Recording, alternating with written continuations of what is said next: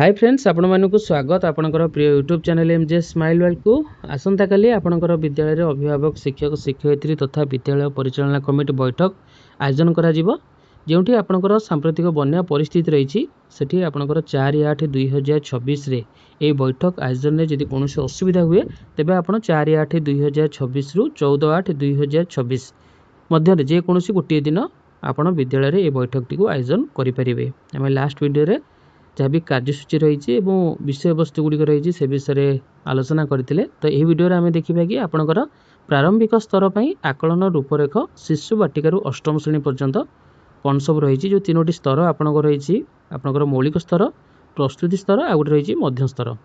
तो फास्ट देखा आपंकर मौलिक स्तर में आपंकर शिशु बाटिका 3 रु द्वितीय श्रेणी रही कौन औपचारिक परीक्षा आपंकर हेब नहीं। तो आकलन आपण मैंने किपर करेंगे पर्यवेक्षण मध्यम आकलन करेंगे विभिन्न कार्यावलीर गुणात्मक अंशग्रहण उपलब्धि आधार में आकलन करेंगे। प्रथम द्वितीय श्रेणी पिलांपाई आप जो शिक्षण सोपान रजिस्टर रही तार दक्षता गुड़िक आपंकर मासिक प्रगति को लिपिबद्ध कर रखिए। ता सहित आकलन अंतर्भुक्त विषय गुड़िक देखा शिशु बाटिका आपंकर 5टी विकास रही शारीरिक मांसपेशी विकास सामाजिक विकास आवेगिक और नैतिक विकास बौद्धिक विकास भाषा और साक्षरता विकास सौंदर्यबोध और सांस्कृतिक विकास रही। देन प्रथम द्वितीय श्रेणी पे आपंकर भाषा और गणित रही।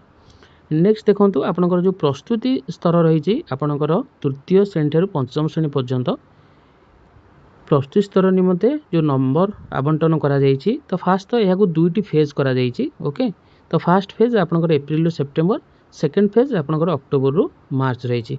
एबे देखिबा आपंकर जो विषय गुड़िक रही आपंकर भाषा 1 भाषा 2 रही गणित रही परिवेश पाठ कला शिक्षा शारीरिक शिक्षा और सुस्थता रही। गठनमूलक आकलन आपंकर 25 मार्क लेखे प्रत्येक विषय करा जिवो। शिक्षक पर्यवेक्षण रही 25 मार्कर। ओके ता सहित समाप्ति सूचक आकलन 1 नंबर रही 50 मार्क टोटाल एवरी आपंकर 100 मार्क रही आपंकर 6टी विषय पे आपंकर 600 मार्कर परीक्षा करा जिवो। ठीक से भली सेकेंड फेज पे मध्य से भली भाबे आपंकर 600 मार्कर परीक्षा करा जिवो। जे देखिबा आपंकर गोटे वर्ष रे आपंकर दुईटी फॉर्मेटिव एग्जाम करा जिवो बा गठनमूलक आकलन करा जिवो। समेटिव असेसमेंट मध्य आपंकर करा जिवो दुईटी एवं प्रति विषय पर फॉर्मेटिव जो असेसमेंट करा जिवो 25 मार्कर एवं समेटिव असेसमेंट आपंकर 50 मार्कर करा जिवो एवं पर्यवेक्षण आपंकर 25 मार्कर करा जिवो। तृतीय श्रेणी ठीक से भाई शिक्षण सोपान रजिस्टर आपण गणित और भाषा दक्षता अनुଯାयी मासिक प्रगति लिपिबद्ध करेंगे। जो आकलन विषय वस्तु गुड़िक रही तृतीय रु पंचम श्रेणी पर्यंत भाषा रही गणित रही परिवेश पाठ इंग्राजी कला शिक्षा शारीरिक सुस्थता 6टी रही। ओके देन देखो आप जो गठनमूलक आकलन आपंकर 25 मार्कर कर मौखिक आकलन 5 नंबर रही लिखित आकलन रही 15 नंबर कार्य दक्षता भित्तिक आकलन कार्यकलाप परीक्षण कला आधारित कार्य चरित्र अभिनय व्यवहारिक कार्य आपंकर 5 नंबर रही। ठीक से भाई समाप्ति सूचक जो आकलन 50 नंबर जो कि आपंकर मौखिक रही 10 एवं लिखित रही 40 किंतु आपंकर कला शिक्षा एवं स्वास्थ्य और शारीरिक सुस्थता आपंकर लिखित रही 20 कार्य दक्षता रही आपंकर 30 रही। शिक्षक पर्यवेक्षण देखूँ आपंकर भाषा 1 भाषा 2 गणित और परिवेश पाठ लिखित कार्य 10 प्रकल्प कार्य 15 रही किंतु कला शिक्षा आपंकर दृश्यकला रही 10 नंबर संगीत रही 5 नृत्य 5 एवं नाटक 5 एभली भाव 25 मार्क करा जिवो। ठीक से भाई स्वास्थ्य और शारीरिक सुस्थता जो 25 मार्क रही से आपंकर शरीर मौलिक गतिविधि 10 नंबर खेल क्रीड़ा आपंकर 5 नंबर जोग और प्राणायाम आपंकर 10 नंबर दिज्व ये भाव 25 नंबर रही। प्रत्येक शिक्षार्थी प्रगति नियमित भाव में तदारख करने वर्ष को 4 थर सामाजिक और आवेगिक विकास आकलन करा जिवो। एहाकु पर्यवेक्षण आलोचना माध्यम आकलन करा जाय सामग्रिक प्रगति पत्र लिपिबद्ध करा जिवो। ठीक से भाई देखो आपंकर मध्य स्तर रही 6 रु 8 श्रेणी दुईटी पर्याय रही आपंकर। ओके ये आपंकर 9टी विषय रही 9टी विषय जोटि कि आपंकर 900 मार्क रही। ओके ठीक से भाई आपंकर दुईटी करा जिवो फॉर्मेटिव असेसमेंट समेटिव असेसमेंट दुईटी फॉर्मेटिव असेसमेंट 25 मार्कर समेटिव असेसमेंट 50 मार्कर करा जिवो।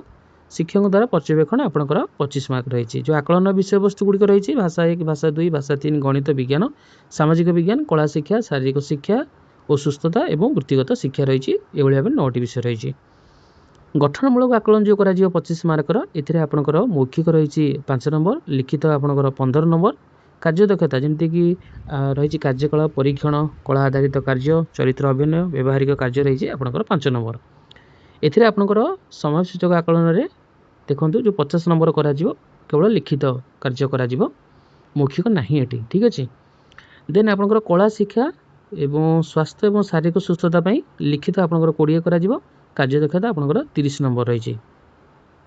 ବୃତ୍ତିଗତ ଶିକ୍ଷା ପାଇଁ ଦେଖନ୍ତୁ ଆପଣଙ୍କର ଲିଖିତ ରହିଛି 20 ନମ୍ବର, ପ୍ରକଳ୍ପ ଓ ପୋର୍ଟଫୋଲିଓ ରହିଛି 30 ନମ୍ବର, ଯେଉଁଟାକି ଆପଣଙ୍କର ସମାଜସୂଚକ ଆକଳନ 1ରେ କରାଯିବ।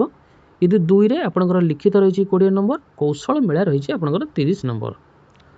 ଏଠି ଦେଖନ୍ତୁ ଶିକ୍ଷକଙ୍କ ଯେଉଁ ପର୍ଯ୍ୟବେକ୍ଷଣ ରହିଛି, ଏଠି ବିଷୟବସ୍ତୁ ଗୁଡ଼ିକ ରହିଛି ଆପଣଙ୍କର ଲିଖିତ କାର୍ଯ୍ୟ 10, ପ୍ରକଳ୍ପ କାର୍ଯ୍ୟ 10 ଏବଂ ଶିକ୍ଷାର୍ଥୀଙ୍କ ଡାଏରୀ 5 ନମ୍ବର ରହିଛି।